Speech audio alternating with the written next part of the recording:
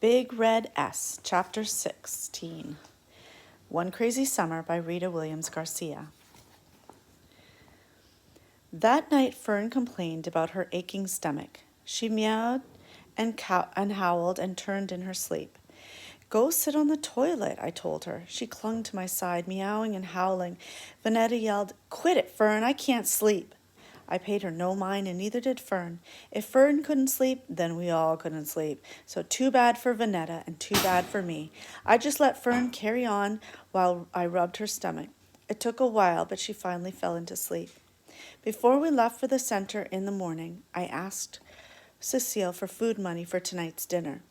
If I could hold on to $200 over 300 miles, I could hold on to a $10 bill for a few hours.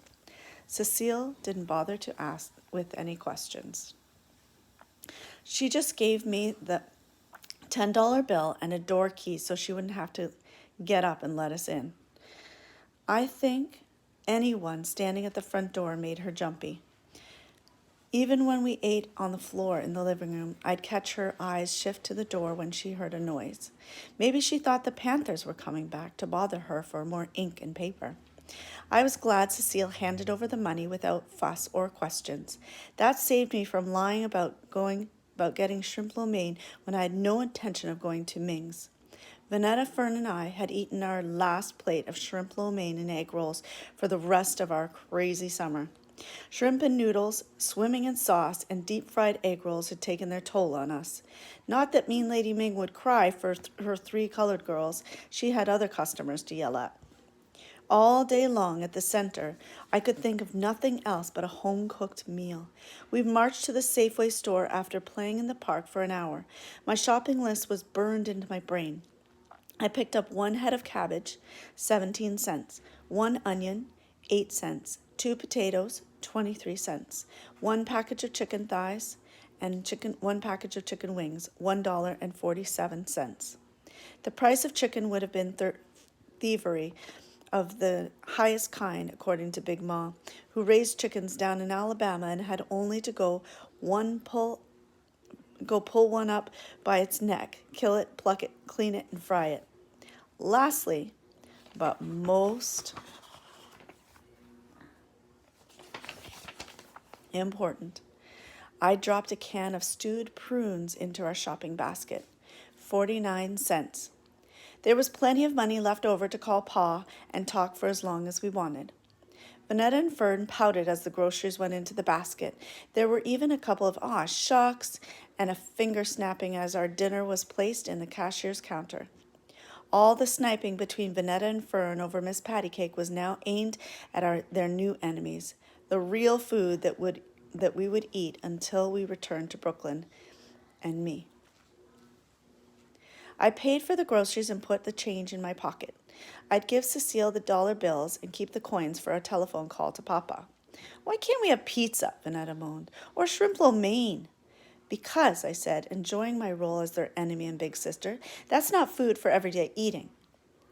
I held up the brown paper Safeway bag with its big red S printed smack in the center. This is.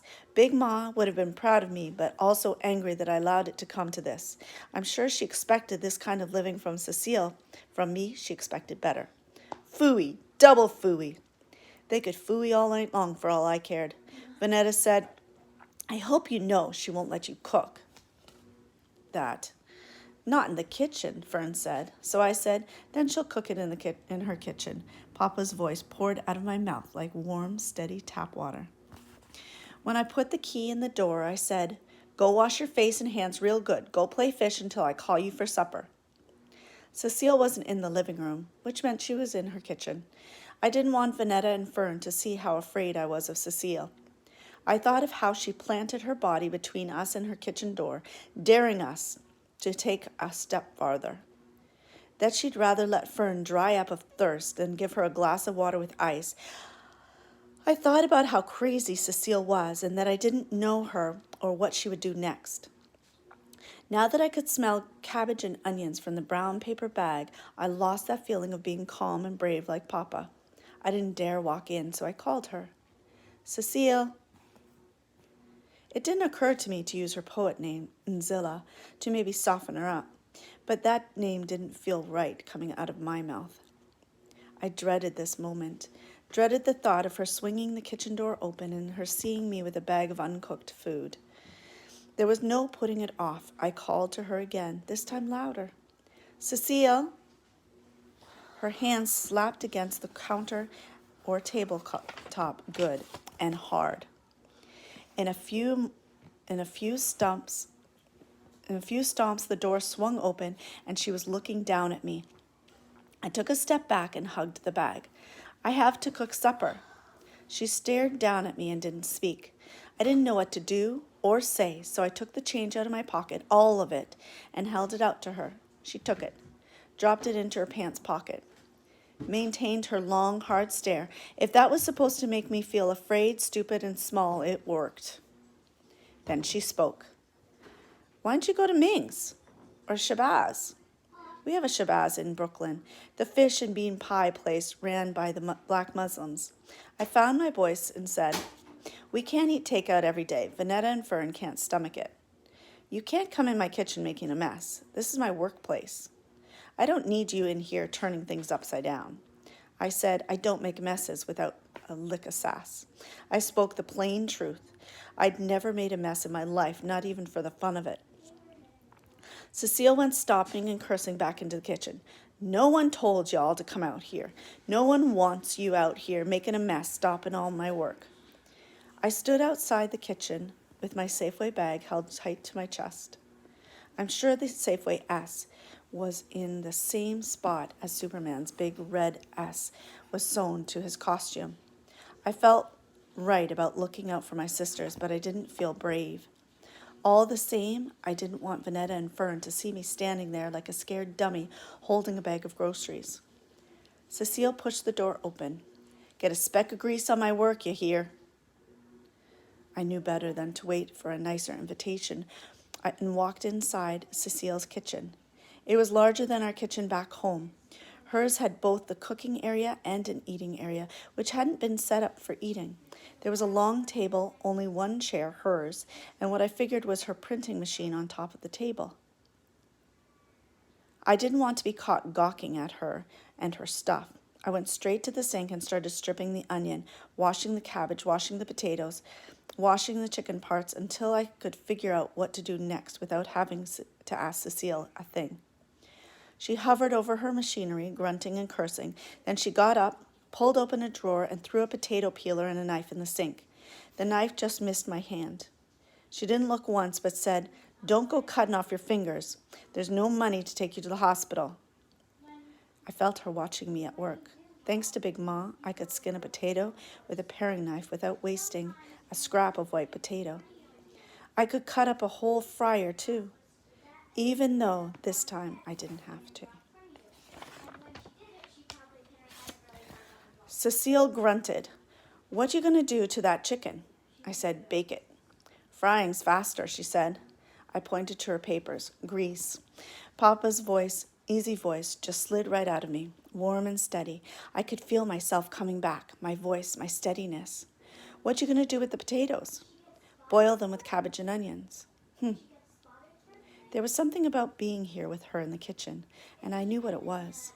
I had a flash of us, quiet and in the kitchen, pencil tapping and her voice chanting. I blinked that flash away. I didn't have time to be pulled into a daydream. I kept doing what I was doing, and then I pressed my luck and asked her for some fat back. Another grunt. "No fat back, no salt pork, no pig of any kind in my kitchen." I shook my head. People in Oakland were touchy about pigs. They were touchy about the pig on their plates and the pigs, as crazy Calvin called them, in police cars. Back in Brooklyn, Big Ma wouldn't stand for cooking without pork on a Sunday. I couldn't even imagine Cecile and Big Ma sharing a kitchen or living in the same house. Since there was no pork, I used what Cecile had: butter, salt, and pepper, plus the onion. It didn't smell like Big Ma's kitchen in Brooklyn, but it was the aroma of real food cooking. Now that I had our dinner underway, I wanted to take in Cecile's place of work, see what she was doing hovering over her machine quietly.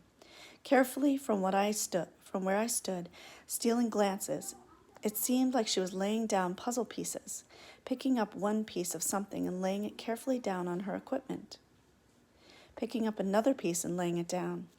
Then she'd study the pieces, just the piece she had completed. She had pulled herself into her puzzle, laying, and had forgotten I was there. I could see why Vanetta and Fern were not allowed inside Cecile's kitchen. Cecile was fixed in prayer. I was allowed to be there, but I didn't dare clear my throat, let alone ask her to show me what she was doing. Vanetta and Fern didn't have the sense to be quiet. We spread the tablecloth on the floor and sat cross-legged, as if we were eating mean Lady Ming's takeout or fried fish from Shabazz. While Vanetta and Fern ate begrudgingly, Cecile cleaned her plate and left 3 blanched chicken bones. "This don't taste like Big Ma's," Vanetta said. "Surely don't," Fern followed. "We should have got pizza or shrimp lo mein." Cecile reached into Vanetta's plate and took the thigh that Vanetta had left. To me, she said, "That's gratitude for you." I didn't care that they were ungrateful. I told my sisters, "Get used to eating like this." Vanetta said, "I'm going to tell Big Ma and Papa." To them, I said, "Tell." When we were done, Cecile handed me every plate after she'd eaten whatever Vanetta and Fern had left. "You started this mess, Delphine. You clean every dish and spoon." We'd eaten with forks, but I wasn't about to correct her. I just took the forks while Vanetta and Fern disappeared into our room. At least I could look Pa in the eye and say, "Yes, Pa. I did what you said. I looked out for my sisters. At least I got Cecile to let me into her kitchen."